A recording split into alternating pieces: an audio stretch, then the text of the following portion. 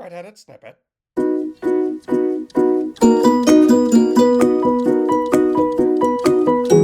Hello, hello, and welcome to my channel. My name is Brandon Wheeler. I'm an indie author, and I have some book reviews and stuff. If you're wondering, like, why did I start off saying red-headed snippet? Well, that's the point it leads into Anne of Avonlea. As you know, I'm an Anne of Green Gable fan. Maybe I should take all my Anne of Green Gable stuff and put it in my background instead. But I mean, it is writing related. That would make sense. But as you don't know, or maybe you don't know, Anne of Green Gables is a series. There's a bunch of books in that. Even there's books in that are actually technically part of the series, even though they're not part of the series. Like I found it was another book called like Christmas of Anne or Christmas with Anne and other things that deal with Avonlea that Ellen Montgomery wrote, and I was like, oh, cool. I have to read it all sometime. But as far as the rest of the actual series, outside of the Anne Green Gable original book, I've never read the rest of it before in my life. So I got the thing for Christmas, and I was like, all right, now I get to read it fully. So, Anne of Avonlea, this is the first sequel to Anne of Green Gables. What is it about? Let me read you from the back. Exactly how it is. At 16, Anne has grown up. Almost. Her gray eyes shine like evening stars, but her red hair is still as peppery as her temper. In the years since she arrived at Green Gables, as a freckle-faced orphan, she has earned the love of the people of Avonlea and their reputation for getting into scraps. But when Anne begins her job as the new school teacher, the real test of her character begins. Along with teaching the three R's, she's learning how complicated life can be when she meddles into someone else's romance.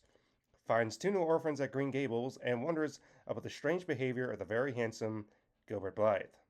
As Anne enters womanhood, her adventures touch the heart and the funny bone. Oh yeah, funny bone for sure. So that is part of it, which it ends up, the first book ended in a certain way and stuff, and it continues that. Anne does become the new schoolmistress of the school that, she was at and everything. So she's the new school ma'am, as it's pronounced. Gilbert's a school teacher somewhere else, and was it Chrissy Andrews or Jane, and whatever her name is. She's at a different school. But one thing I want to talk about is she gets in these things and stuff at school, and everything's going well. She's a good teacher and everything, although she has trouble with a pie. One of the boys, one of the pie kids, it's a boy, and he's there, and he does not respect her at all. He just says like, yeah, she's whatever, and he does not care for her and everything like that. But there's one boy that's very important and everything. It's a little boy, and he is almost like she says, a genius. And he's a kindred spirit. He likes to imagine things, do stuff like that. So he's very, you know, just like, oh, he's like the perfect pupil and everything like that. Counter that with that these two late relations that Marilla, uh, like someone died and stuff, and so there's only these two kids left, and whether they stay with their uncle or not's on the air, so they're going to stay with her in the meantime.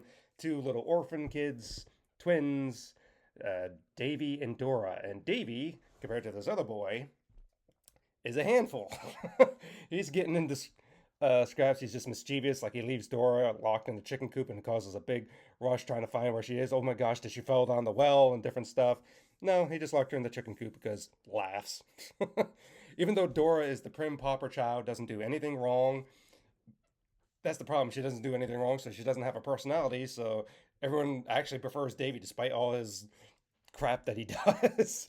Like at church one day, he finds a fuzzy caterpillar, and before Marilla or Anne could see and stop him from doing it, he placed the fuzzy caterpillar on a girl ahead of him. The caterpillar crawls in the girl's shirt, and she starts hopping out in the church aisle. And she's like, and he's just smiling there. I can imagine the grin like this. It's just like, okay, Davy, cool. But he's a good kid and stuff. He does when he says he wants to change and he wants to be better, he's like, well, I don't want to be too good, but he does want to change and everything. And throughout the story, you can see, that for the 2 years that they're there, that they do start changing, and he's so much gooder compared to where he was before. And everything.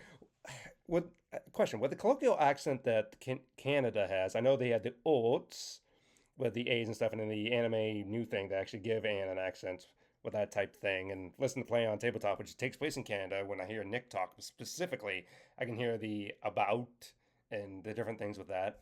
But the way that you have like Davy talk and like Carlotta the Fourth and different things, I'm just wondering like, how does is there like a French thing with it, or how does because when I think of like a colloquial country accent, I think of something maybe down here in Georgia or something like that where I'm from. and different things like that. And depending on how country they are, southern, it can sound different and everything. But what does that sound like in Canada? Like, what accent does it sound up there? And I'm curious about. Just as a thing, I would have to watch the '80s and maybe to kind of give an idea because that's the definitive version from what I know. Yes, I've never seen it. I've only seen the anime cartoon and the parts of the new series, which I'm starting to get back into and everything. But back into this book. What did I mean by redheaded snippet? Well, a new neighbor moves into one of the house that left. I think it was Mr. Bell that he leaves and everything. But Mr. Harrison moves in and everything. And there's this parrot that seemingly, what's revealed in the book, that Mr. Harrison split from his wife over because the parrot embarrassed him one day. And, they do get back together at the end and everything. But the parrot is, he got it from his brother. It was the only thing he had from his brother who was a sailor. Keyword, sailor. So you can imagine what the parrot talks like. And he's a very crude parrot. But at times when he sees Anne, he calls her redheaded snippet. And there's this thing in the book where Mr. Harrison, one of the first times you meet him, is he's irate and angry at Anne because your cow is over in my lane and everything and ruining stuff. And she's very sorry. And she's like, you know what? I should probably sell the cow. I know Matthew gave him to me, but I'm probably going to sell the cow. Well, the cow, one day she catches it again in his yard and she's furious. She jumps off the cart and is running out there in the mud and everything before Mr. Harrison gets back. And Diana's like, wait, don't do that. And so she takes the cow and she basically sells it to the guy who's there with him right then. So that's the thing. And then when she gets back home finally, because her fury and temper got the better of her, she finds her cow back where it was. Now, that cow that she found over there at his house was Mr. Harrison's cow. So she feels real bad about it. She goes over to him and even offers her cow, gives him the money for it. She's trying to explain the story, and throughout the story of what happened, she's all remorseful and everything, and the parrot is just going, redheaded snippet. In the background. And so Harrison just takes and put it away. I'm just picturing it as like someone's trying to be so like melancholy and just like say like, I am so sorry for everything. I am just right out of snippet. I'm trying to apologize, but right out of snippet. It's just funny what happens with that. But other than that, besides that, there's different like a plot line throughout the story of the AVIS Society, the Avonlea Improvement Society, which Anne got an idea from reading like an American magazine, and she's reading about it, and she's going, to try to improve Avonlea, make things up, spruce things like the trees, everything like that. There's a mishap where they're trying to paint like a certain building, and it comes out instead very blue because miscommunication or intentional, we don't know, intentional sabotage. But either way, the house becomes a huge eyesore and nobody likes it, but they can't change it or anything. And it's just, there's different hijinks and stuff with that, which is like, eh. Um, of course, there's plot lines, with Miss Lindy and different things like that. But the focus on a couple things that I wanted to do. Talks about the romance aspect with, she meets somebody out in the woods that were going to go somewhere else, but they end up taking a wrong turn because Anne's imagining things, and they go to this place called Miss Lavender's. And it's a lady. Her first name is Lavender, and she's an old maid. She's in her 40s at least, but she's alone and everything. But she has this little girl, well, teenager that she always keeps and kind of does things for her house and everything like that. And she's Carletta the fourth, because her older sister was named Carletta, and the second sister did the same job. And she says like, well, you're Carletta the second, you're Carletta the third, you're Carletta the fourth. And that's how it's referred to as every time. Carletta the fourth, do this. And I'm just kind of like, that's weird, but okay. But the woman is a little weird, eccentric, but her and Anne get along famously because she has a famous imagination and everything like that. It's like an echo lodge with everything where if you yell, this type of thing, the trees get an echo out. It's kind of like a little magical place and stuff. Turns out she's the old girlfriend or old fiance of the father of the boy that Anne teaches that she's very fond of and everything like that. Because the boy father, he lives in Boston and everything, his mother, the father and everything, his wife originally died. So now the father has been a widow, and he's been a widower for many years. Well, since the boy's been around, but now that's part where the romance is trying to maybe like, talking with her and everything. And then eventually he comes at the end and he basically spends an hour with her. It's not mentioned anything in the book of what the conversation is about and everything. You just see the results of it. But he spends an hour there, I guess, because you get from some context clues is like, is she still available? Is she still around?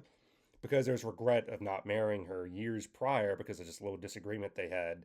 But then after that disagreement's over, It's been 25 years. Then I guess talking with her, and I guess that old spark is there, even though nothing's mentioned there of like what's spoken between them and stuff. For some reason, it's just written in that way, kind of like in a private way. I was like, you know what? That's perfect for that.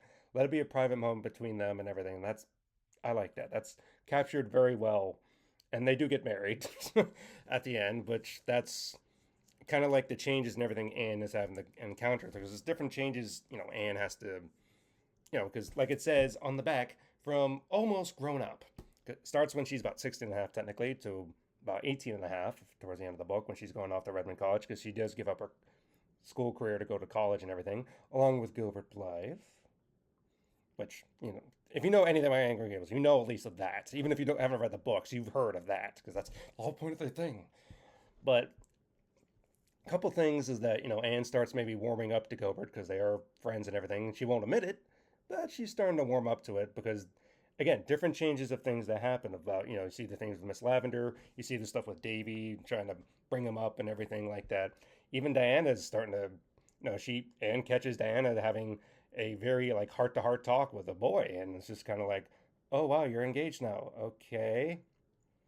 And she says like changes happen, and it's very strange how things change and stuff with going into adulthood and everything like that. But that's part of what the story is about. Like one part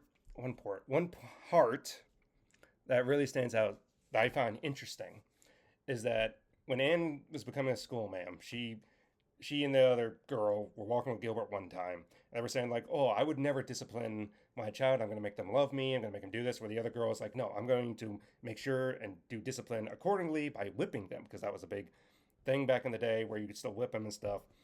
And she would do that. Anne says, "I am never going to discipline a child that way. I'm going to do absolutely none of that." And Gilbert's like, "Well, I would." Trying to play because they're trying to decide like who would you support, Gilbert, and he's like, he's trying to placate both. Like, yeah, I agree, but I would do that, but that would be like the last measure that I would do in whipping, because he's trying to placate both, and by trying to placate both, it satisfies none of them. Which is like, eh. But interestingly, Anne's having a terrible time, like toothache or whatever it was, during one day, and she gets to class, and everything's going terribly wrong. Everything's going horribly, and the one pie boy is just causing a ruckus more than usual. And she does it in anger, though, which she's very sorry about, but she does whip him. And she's distraught about it because she broke what she always wanted to do. She didn't want to whip anybody. But the fact that Montgomery actually included that in the book of like, that she would do something like that, which is like, good. That, I just mean like good as in like, you actually don't censor it or anything. You actually show the consequences and things like that. And does do his duty of a schoolman, but she feels absolutely terrible about it and everything. Yet when she appears the next day and she's feeling so terrible about herself, that pie boy, he's very courteous to her. He's like, "Yes, ma'am, thank you, ma'am," and he actually starts acting like he likes her now. And she's like, "What is that?" Because the pie boy is like, "She can whip as good as any man. She's actually pretty all right." And it's like, okay, I guess that worked out well. Because as a thing of discipline and stuff, sometimes you have to spank a child and everything. I know everyone may have their own opinions and stuff. I do have the opinion that you should spank a child, but more like Gilbert said, like last resort type thing. But sometimes spanking's not always the right discipline to use because it doesn't do anything. Like I know of a guy, he says, yeah, when his parents tried to spank him, he's like, "Is that all you got? And it's not going to do anything to me." Spanking didn't work on him, but you send him in a corner where he can't do anything, and he was bored out of his mind. He said that was like the worst discipline he could go through. You have to find what actually works with everyone and see what works. You don't beat somebody or abuse them or everything, but a spanking is fine. But in the case of the pie boy in this story and stuff, it actually worked on him. It was actually a good thing to use for him. So Anne Murray would say he learned a lesson that maybe it is okay to use at times, but yeah, you don't want to use it because you try to talk to him because up to this point, it's not shown as like, oh, this is a very good thing. It's shown as in a way of this was what happened and this is a result of it and everything. Yes, Anne felt terrible about it because Anne never wanted to do that, but yet it still happened and it was interesting and everything like that. And the result came good, even though Anne felt terrible about it. There's other things that happened, like with a big storm and different stuff with Davy hijinks and everything and stuff like that. But that's basically how the whole book goes, with Anne closing it off that and now going off to Redmond College and everything. Spoilers and stuff thing, but the book's been out for like, what, 100 years? So, alrighty. So, that is Anne of Avonlea, the second book. How do I like it? I mean, I enjoyed every bit of it. So, the hijinks and everything. Yeah, I can talk about, this author lady comes by that she wanted to meet. She didn't get to meet her the first time. She didn't come, but then she does come, and Anne was changing over like a feather tick flower thing. And again, the vanity with the freckles on her nose, she tries to wipe it off with this freckle thing that she has, but she ends up accidentally putting like this red dye over her face instead, looking like a thing. So when the people arrive, she doesn't realize she has that on her face, and it just kind of makes her look weird. And Diane is the one that pointed out to her, like, Anne? And she looks at herself in the mirror and she's like, I am never going to have a thing again. And she pours it down the drain and continually gets into hijinks even when she doesn't want to, but it's part of the fun. Book is great. Love it a lot. It's awesome and everything, seeing stuff. But after Anne of Avonlea, now we continue on to Anne of the Island. And you notice there in the back, ooh, look at that. Someone else is on the cover. I wonder who could that be? Well, we'll find out. That'll be one of the next books I read. But I'm not going to start it just quite yet because I'm trying to finish another book. Once I'm finished with that, then I'll start that one. But Anne of Avonlea, have you read it? Am I even saying Avonlea right? Is it Avonlea? How do you pronounce it? I think it's pronounced Avonlea because that's what I've always heard is it pronounced Avonlea. Have you read the book? What do you think about the book? What do you think about the characters? Mr. Harrison, the Allens, and everything like that? Again, I didn't get into everything that goes on, but it's, yeah, you could read it for yourself because if I explain everything to you, what's the purpose of you reading it? Read it for yourself. Awesome book. I'm just excited talking about it. I literally finished it this morning, so that's why I was like, yay. Alrighty, well, I will see you in the next one, in the next book review, which shouldn't be too long for what I talk about. See you in the next one. Goodbye.